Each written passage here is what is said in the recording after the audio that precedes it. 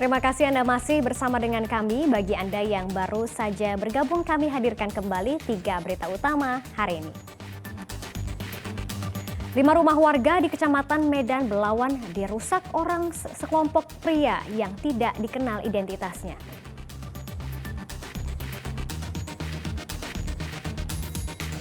Hendak menyalip kendaraan, seorang perempuan di Deli Serdang tewas terlindas truk.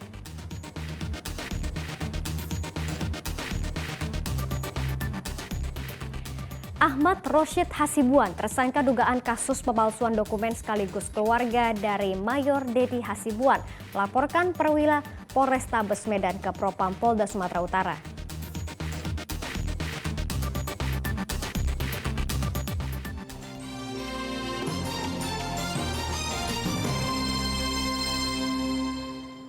Ahmad Rosyid Hasibuan, tersangka dugaan kasus pemalsuan dokumen sekaligus keluarga dari Mayor Dedi Hasibuan, laporkan perwira Polrestabes Medan ke Propam Polda Sumatera Utara.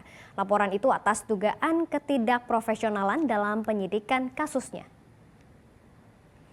Laporan tersebut dilayangkan Ahmad Rosyid Hasibuan terhadap Kanit Pidum Satreskrim Polrestabes Medan AKP Wisnu Graha Paramata. Ia dilaporkan karena kuasa hukum Ahmad Rosyid menilai AKP Wisnu tidak profesional dalam penetapan tersangka kepada kliennya. Selain itu, ia juga memprotes soal tidak adanya upaya keadilan restoratif justice dalam penanganan kasus dugaan pemalsuan dokumen. Ahmad Rosyid Hasibuan sendiri merupakan tersangka dugaan kasus pemalsuan dokumen yang mendapat penangguhan penahanan setelah saudara sekaligus kuasa hukumnya Mayor Dedi Hasibuan datang ke Polrestabes Medan dengan puluhan anggota TNI berseragam lengkap.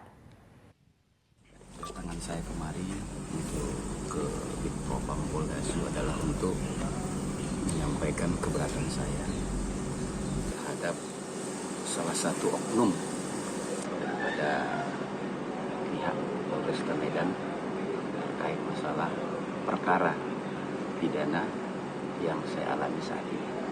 Jadi mohon maaf saya belum bisa menjelaskan lebih jauh lagi. Oknum siapa tuh kira-kira, Bang? Nanti baru setelah saya dari membuat laporan dulu baru bisa saya tegaskan atau sampaikan. Tapi berkaitan perkara soal masalah abang tidak ditangguhkan kemarin ya, Bang ya? Atau penetapan sebagai tersangka, Bang? Apa yang mau diprotes, Bang? Saya tidak protes, saya hanya ingin menyampaikan ada kekeliruan. Ada sepertinya yang saya rasakan bahwa ketidakadilan dalam sebuah proses perkara. Hanya itu saja yang ingin saya sampaikan. Mohon maaf, saya akan jelaskan nanti setelah saya buat laporan. Oke? Ketidakprofesionalan pihak kepolisian dalam melakukan proses penetapan tersangka, di mana saya memang keberatan total.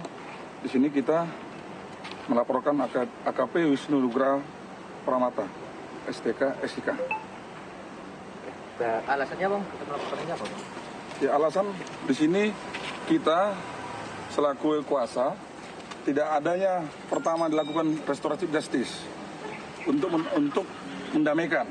Kedua, tidak ada yang dilakukan konfrontir antara pelapor, terlapor, dan saksi. Dari peristiwa puluhan anggota TNI datangi Polrestabes Medan, Mayor Dedi Hasibuan diperiksa Puspom TNI pada hari Rabu. Saat ini pihak TNI masih mendalami kasus tersebut. Sebelum diberangkatkan ke Jakarta, Mayor Dedi sempat ditahan di Medan. Mayor Hasibuan akan diperiksa hari ini sedang perjalanan menuju ke Mako Puspom. Sudah.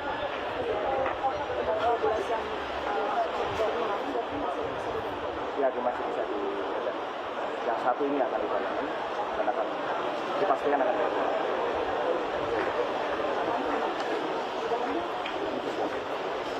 Masih berjalan ya? Perjalanan menuju Puspom. Jadi statusnya belum ditahan atau masih terperiksa kali? Kemarin ditahan di Pom Medan. Hari ini digeser ke Puspom. Ini on the way. Baru kita yang sampai on the way itu. Sekarang menuju Puspom. Ya, Nanti yang ditahan di Medan itu baru hanya Mayor Dedi atau yang 13 juga? Info yang saya terima, yang satu tahan, lainnya diperiksa. Pipa milik perusahaan daerah air minum atau PDAM Tirta Nadi diduga bocor sehingga menyebabkan tanah longsor di Kecamatan Tanjung Morawa, Deli Serdang. Warga khawatir tanah longsor dapat merusak jembatan penghubung yang sering digunakan warga untuk beraktivitas. Pipa milik PDAM Tirtanadi yang bocor di Desa Bandar, Kecamatan Tanjung Morawa, Deli Serdang hingga kini tak kunjung diperbaiki. Hal ini diduga menyebabkan tanah di sekelilingnya longsor sedikit demi sedikit. Warga khawatir pasalnya longsor ini berpotensi menyebabkan tanah penopang jembatan menjadi lembek sehingga ditakutkan jembatan bisa ambruk. Jembatan yang berumur sudah belasan tahun ini kondisinya kini sudah keropos dan berkarat.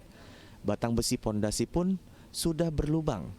Warga takut jembatan ini bisa ambruk karena jembatan ini sering digunakan untuk aktivitas warga.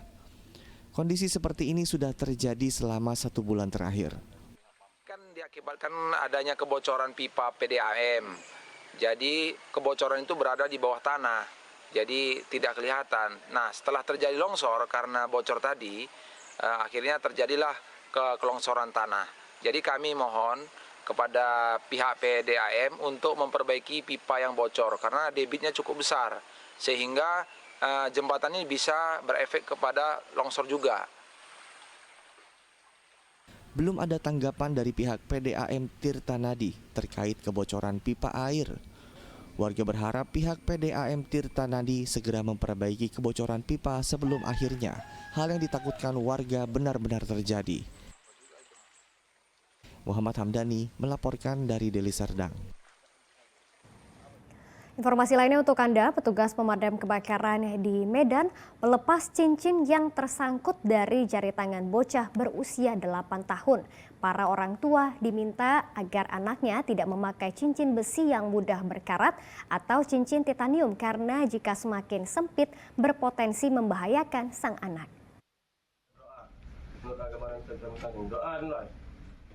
Pelepasan cincin yang tersangkut di jari bocah bernama Febri dilakukan tim pemadam di markas pemadam kebakaran Jalan Pulau Natuna, Kota Medan. Melihat kondisi tangan bocah yang bengkak, petugas langsung memotong cincin dengan menyelipkan gagang sendok di jari bocah sembari menyemprotkan air dan selanjutnya dipotong menggunakan gerindra mini. Aksi pemotongan cincin ini viral di media sosial. Petugas hanya butuh 15 menit untuk melepas cincin dari jari korban. Namun warga Medan Barat umur 8 tahun ini merintih kesakitan karena kondisi tangannya membengkak. Ya, cincin seperti biasa, cincin yang besi-besi main-mainan itu. Cuma karena udah terlalu lama mungkin udah sempit kali nggak bisa keluar dan tangan udah bengkak juga. Pemadam kebakaran mengimbau para orang tua agar anaknya tidak memakai cincin besi yang mudah berkarat atau cincin titanium karena jika semakin sempit berpotensi membahayakan sang anak. Muhammad Hamdani melaporkan dari Medan. Sempat buron sebulan saat akan dieksekusi, Mujianto, konglomerat asal Medan yang terlibat korupsi, akhirnya menyerahkan diri ke penyidik Kejaksaan Tinggi Sumatera Utara. Mujianto dicekal sejak 22 Juni silam dan Imigrasi Medan tidak menemukan data pelarian Mujianto ke luar negeri melalui Bandara Kuala Namu. Setelah diburu selama sebulan, Mujianto, Direktur PT Agung Cemara Realty akhirnya dieksekusi. Pengusaha properti asal Medan ini datang menyerahkan diri ke penyidik Kejaksaan Tinggi Sumatera Utara didampingi 2 kuasa hukumnya. Mujianto buron saat Kejaksaan Negeri Medan akan mengeksekusi setelah Mahkamah Agung mengabulkan hukuman 9 tahun penjara terhadap Mujianto pada awal Juli 2023. Sebelumnya pada Desember 2022, Pengadilan Negeri Medan memvonis bebas Mujianto dalam perkara korupsi 39,5 miliar rupiah. Upaya rangkaian intelijen dilakukan sehingga pada hari ini terpidana datang ya, hadir dia ke Kejaksaan Tinggi Sumatera Utara, kemudian dilaksanakan eksekusi oleh tim eksekutor bersama dengan bidang intelijen. Mujianto dicekal sejak 22 Juni silam. Imigrasi Medan tidak menemukan data pelarian konglomerat tersebut ke luar negeri melalui Bandara Udara Internasional Kuala Namu. Mujianto kini mendekam di Lembaga Permasyarakatan Tanjung Gusta. Tuti Alawiyah Lubis melaporkan dari Medan. Dan laporan tersebut mengakhiri berita Medan hari ini. Saya Janet Lee berterima kasih atas perhatian dan kebersamaan Anda. Selamat beraktivitas dan sampai jumpa.